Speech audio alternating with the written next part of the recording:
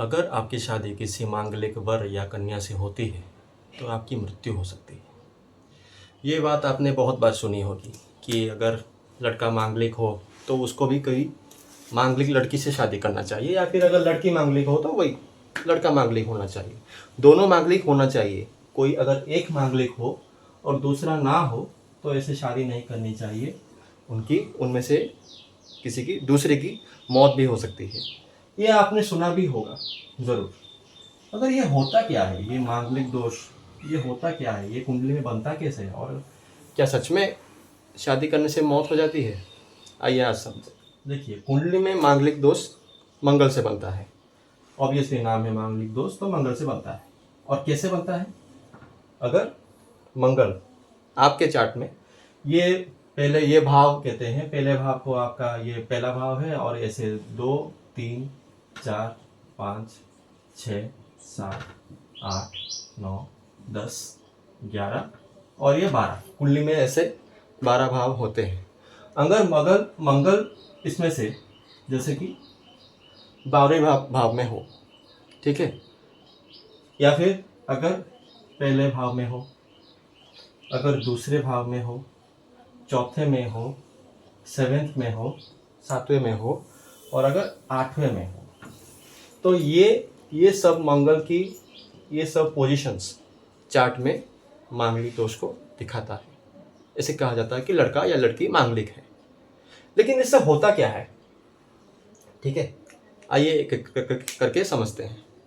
देखिए, ऊपर से नीचे की ओर आएंगे, ठीक है। मंगल अगर 12वें भाव में हो आपके चार्ट में, तो 12वां भाव आपका बेडरूम है, ठीक है। बेडरूम का जो हैप्पीनेस है या फिर बेडरूम का आपका जो भी एक्सपीरियंस है वो 12वें भाव से देखा जाता है।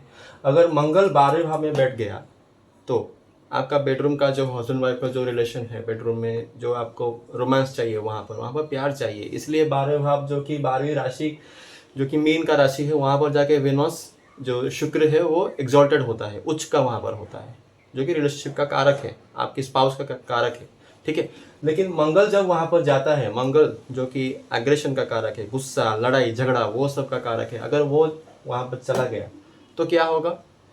दंपति के बीच, जो हस्बैंड वाइफ के बीच बेडरूम में, वो रोमांस नहीं होगा, वो प्यार नहीं होगा, वहाँ पर लड़ाई झगड़ा आर्ग्यूमेंट होता रहेगा, ठीक है।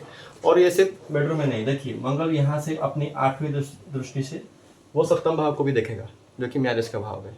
तो मैरिज में मंगल डिस्टर्बेंस करेगा, बेडरूम में आपको वो पीस, वो रोमांस, वो प्यार नहीं मिलेगा। तो ये वो बात है।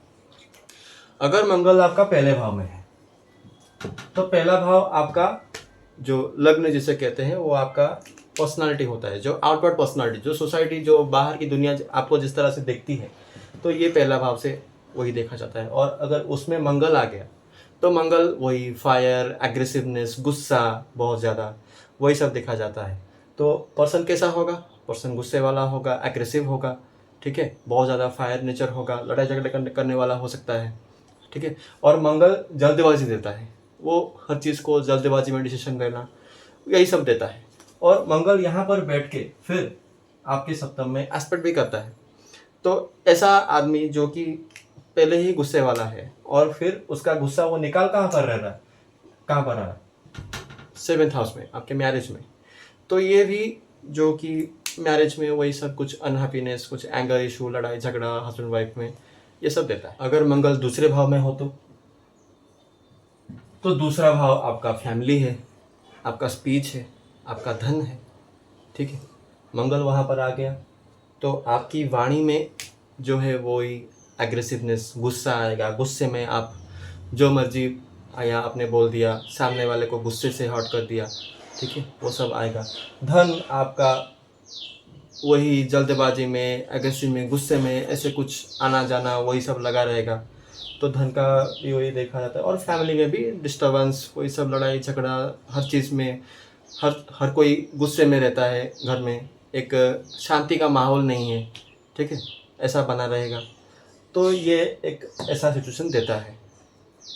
मंगल अगर आपका चौथे भाव में, चौथा भाव आपका पीस का है, ठीक है, और जहाँ पर मंगल बिल्कुल भी पीस का कारक नहीं है। मंगल का पीस से कोई लेना देना नहीं है, ठीक है।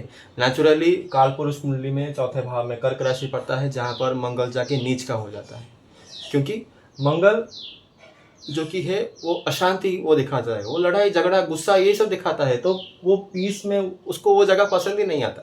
ऐसा जो है इनके वो आपका 4th हाउस आपका घर है, और घर में हमेशा लड़ाई झगड़ा लगा रहेगा, ठीक है। ऐसे जो मदर है, मदर को भी, मदर के साथ भी वही सब डिस्टर्बेंस हो सकता है, या फिर मदर ही उनका भी नेचर वही सब एग्रेसिव वाला हो सकता है, ठीक है। और यहाँ पर मंगल बैठ के आपके 4th एस्पेक्ट से भी 7th हाउस को देखता है, तो हो सकता है मदर की वजह से आपका हस्बैंड वाइफ के बीच लड़ाई झगड़ा हो रहा हो, या फिर मदर खुद आपके जो स्पाउस है उनके साथ कुछ इल ट्रीटमेंट कर रहे हो, ठीक है, अच्छे से ना बिहेव कर रहे हो।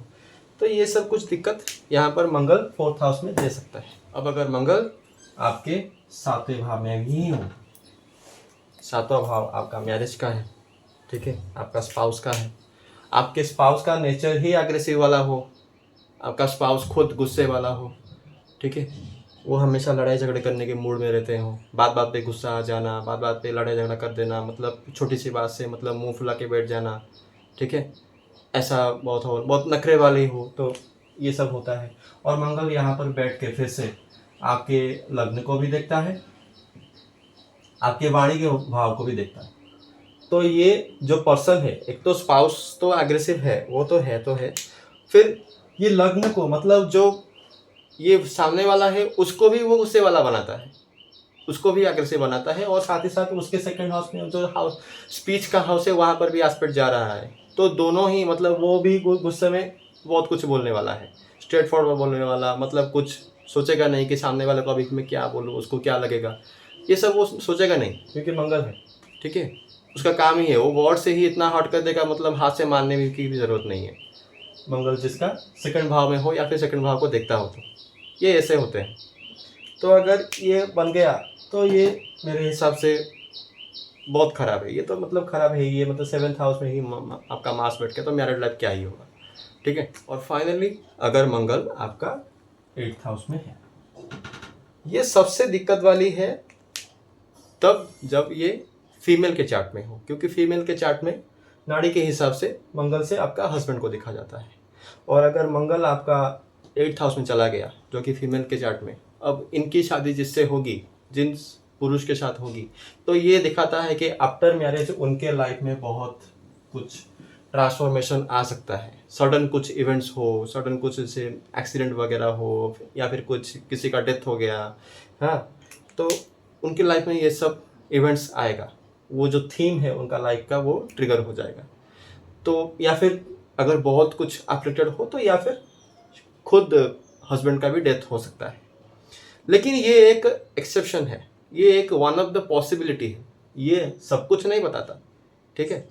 अगर ये मंगल यहाँ पर हो तो ये ऐसे ही नहीं दिखाता, और मंगल यहाँ से होकर भी 7th एस्पेक्ट से आपका वाणी को दिखाता है, तो ये जो नेटिव है जिसके चार्ट में ये भी होगा, तो उसको भी मतलब मन मुताबिक अपने मन मर्जी बोलने वाला और जनरली गुस्से से बात करने वाला, ये सब नेचर उनको भी देता है, ठीक है।